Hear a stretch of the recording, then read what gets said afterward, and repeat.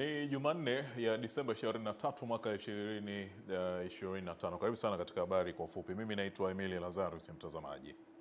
Naibu Waziri Ofisi ya Waziri Mkuu Tawala za Mikoa na Serikali za Mitaa TAMISEMI anayeshughulikia elimu Ruben Kwangilwa amemwelekeza mkuu wa wilaya ya Ilala kuwakamata na kuwahoji mkandarasi na mhandisi mshauri wa mradi wa ujenzi wa barabara ya Kitunda Kivule Msongola kutokana na ucheleweshwaji wa mradi huo. Agizo hilo limetolewa mara baada ya Kwangilwa kufanya ziara ya ukaguzi wa maendeleo ya ujenzi wa barabara hiyo unaotekelezwa kwa gharama ya shilingi bilioni 30.37 na kampuni ya Jiangxing Geo Engineering Limited, na hadi sasa kiasi cha shilingi bilioni 4 tayari kimelipwa kwa mkandarasi huyo. Mvua zikinyesha maji yanatwama na kunakuwa na mafuriko hapa, lakini barabara hii inahudumia watu wengi kuwapeleka kwenye shughuli zao za kila siku. Inakuelekeza hao watu wakamati saizi. Mradi huo unahusisha ujenzi wa barabara ya Kitunda Kivule Msongola yenye urefu wa kilomita 9.95 na barabara ya Kivule Majohe Junction yenye urefu wa kilomita 2.79, hivyo kufanya jumla kilomita 12.74 zinazojengwa chini ya mpango wa DMDP awamu ya pili, huku mkuu wa wilaya ya Ilala Edward Mpogolo akihakikishia wakazi wa kata ya Kitunda na kata jirani kuhusu kukamilika kwa ujenzi wa shule sekondari ya Kitunda Relini kabla ya muda wa mkataba huo. Na haya maendeleo ambayo nayaona, Mheshimiwa mgeni rasmi, ni kwa sababu ya ushirikiano kati ya viongozi wa chama na viongozi wa serikali. Tunao wawakilishi wa viongozi wa chama. Chama cha Mapinduzi kimekuwa kikitoa msukumo na usimamizi mzuri na madhubuti kwenye wilaya yetu. Tunachukua fursa hii kumshukuru sana Mheshimiwa Rais kwa uwezeshaji huo na kutuongoza, na hatimaye leo tunashuhudia mafanikio. Kuhakikisha hakuna kukwamishana, kuhakikisha sisi kama wawakilishi wa wananchi katika jiji la Dar es Salaam, miradi yote ya kimkakati inakwenda kufanyika na kutimia kwa wakati. Kutoka Dar es Salaam, Nelson Munema, Channel 10.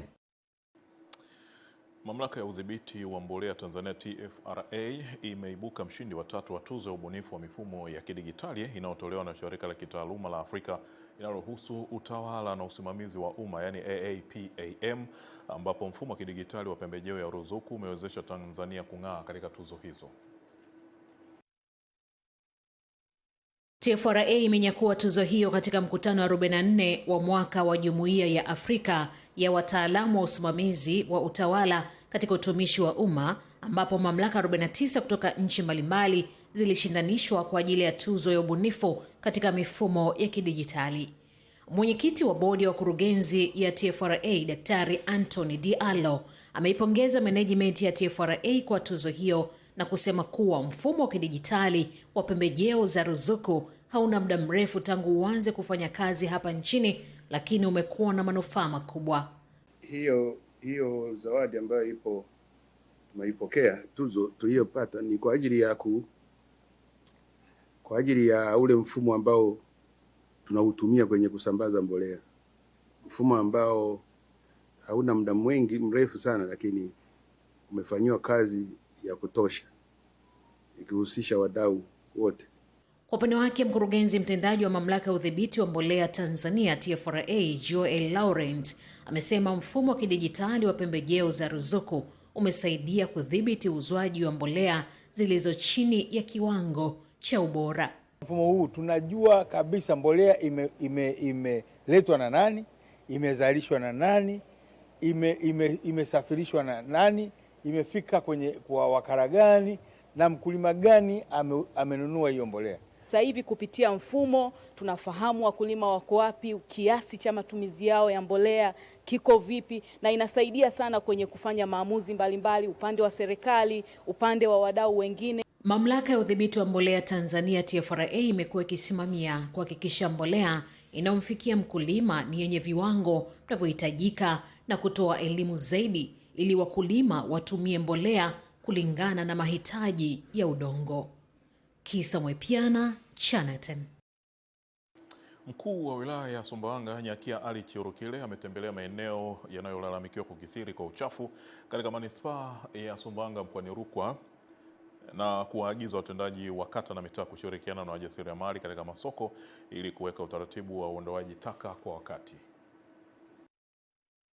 Baada ya Channel 10 kuibua malalamiko ya wajasiriamali katika soko la matunda la Sabasaba mjini Sumbawanga, mkuu wa wilaya ya Sumbawanga ameagiza utoaji taka kufanyika mara moja. Nimeelekeza leo, jana mmeona amezolewa, juzi Ijumaa, Jumamosi, Jumapili zimezolewa taka za kutosha huko.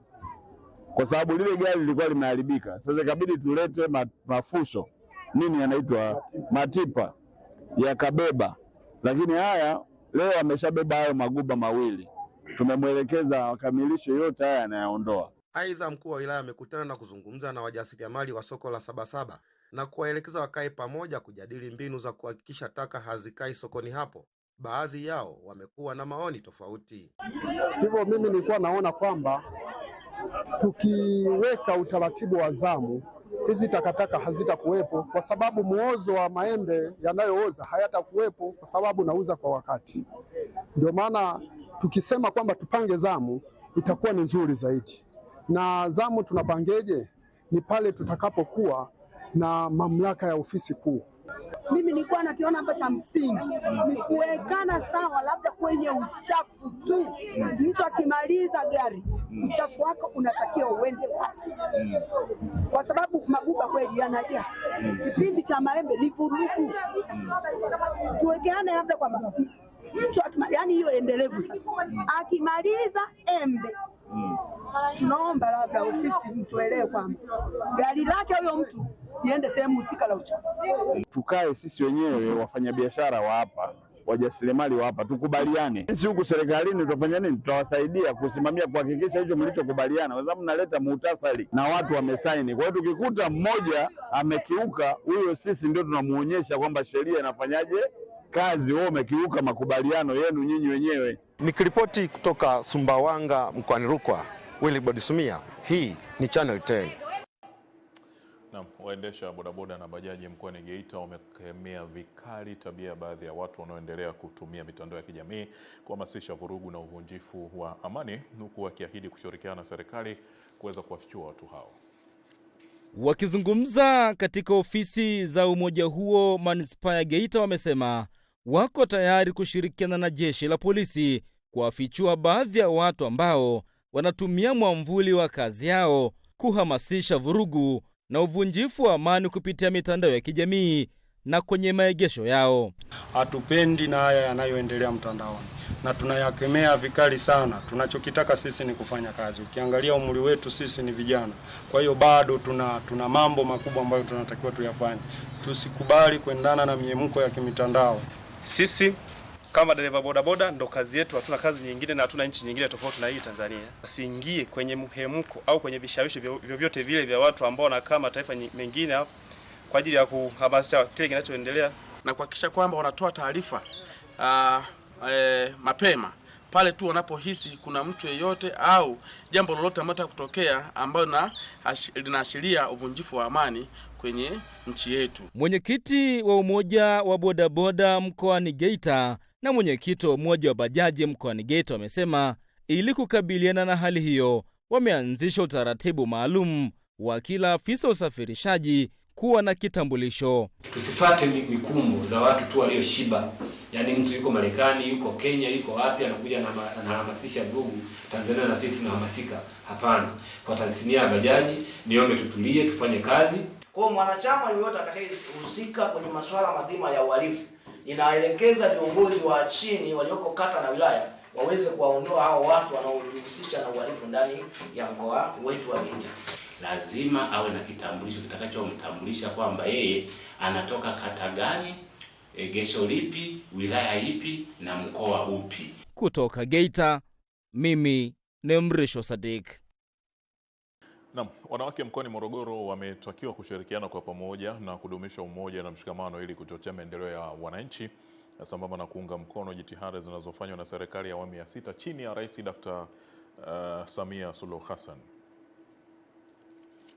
Wito huo umetolewa na katibu wa Chama cha Mapinduzi CCM wilaya ya Morogoro mjini Twalib Belege wakati wa baraza la kikanuni la wafanyakazi wa Umoja wa Wanawake Tanzania UWT wilaya ya Morogoro, na kusisitiza kuwa umuhimu wa wanachama kuwa pamoja kuepuka mgawanyiko inaweza kudhoofisha maendeleo. Nendeni mkaendeleze mshikamano mlionao, msikubali kugawanywa, muwe wamoja, muwe na mshikamano huu. Na sisi wanawake wa Morogoro mjini tutaendelea kumpa rais wetu ushirikiano wa kutosha kwa 100%. Tuko tayari kumlinda, tuko tayari kumtetea, tuko tayari kumsemea na yale mambo mengi mema anayoyafanya ndani ya taifa letu, hususan ndani ya wilaya yetu ya Morogoro mjini. Tutaendelea kudumisha mshikamano, upendo, umoja, tukimwombea Daktari Samia Suluhu Hassan aendelee kuyafanya mema ndani ya kipindi chake cha uongozi wa miaka 5 ijayo katika taifa letu la Tanzania. Josephine Kapoma, mbunge wa viti maalum mkoa wa Morogoro, anasema viongozi wanapaswa kufanya kazi kwa bidii na kwa vitendo ili wananchi waone matokeo chanya ya uongozi wao. Kwa sababu ifike sehemu watu tuchaguliwe kwa kupimwa kazi zetu. Natamani ifike sehemu useme, bwana Josephine Salma Mbandu, wewe hata shilingi 10 yako hatuitaki. Kwa kazi ulizozifanya tunataka uendelee na fomu tunakuchukulia. Kwa hiyo nadhani ifike sehemu, waheshimiwa madiwani, tubadilishe jinsi tulivyokuwa tunafanya mambo. Tujitahidi kuwasikiliza wenzetu, fursa zinazowazunguka maeneo yao. Utunzaji wa mazingira utatufanya manispaa yetu kusiwe na tabu ya maji. Tusifanye shughuli za kibinadamu kando ya mito ambayo ni mita 60 kutoka mto husika. Jimmy Mengele, Channel 10, Morogoro. Na mtazamaji, katika habari za kimataifa tunaelezwa ya kwamba Rais Volodymyr Zelensky wa Ukraine amesema anategemea Urusi itafanya mashambulizi makali ndani ya Ukraine wakati wa sherehe za sikukuu ya Christmas, akiituhumu Moscow kwa kuonesha tabia hiyo ndani ya miaka 4 ya vita. Zelensky amesema hayo alipokuwa akizungumza na balozi mjini Kiev, ambapo anatahadharisha kuwa hali itakuwa mbaya kwa sababu nchi yake haina mifumo ya kutosha ya ulinzi wa anga. Zelensky ameeleza wasiwasi huo katika wakati huu ambao Marekani na washirika wa Ukraine barani Ulaya wameongeza kasi ya diplomasia ili kutafuta mkataba wa kumaliza vita. Ukraine ilibadili kalenda yake ya sikukuu baada ya kuzuka vita na kuanza kusherehekea Christmas kila Disemba 25 kama ilivyokuwa kwa tamaduni wa nchi za Magharibi. Hata hivyo, raia wengi wa taifa hilo bado wanaadhimisha sikukuu hiyo kwa kufuata desturi za madhehebu ya Wakristo wa Orthodox wanaosherehekea Christmas kila Januari 7 kama ilivyo pia nchini Urusi. Mtazamaji, saa 1 kamili jioni leo utaletewa habari ya kutwa ambapo utapata habari nyingi zaidi. Mimi naitwa Emily Lazarus, naomba nikutakie mchana mwema.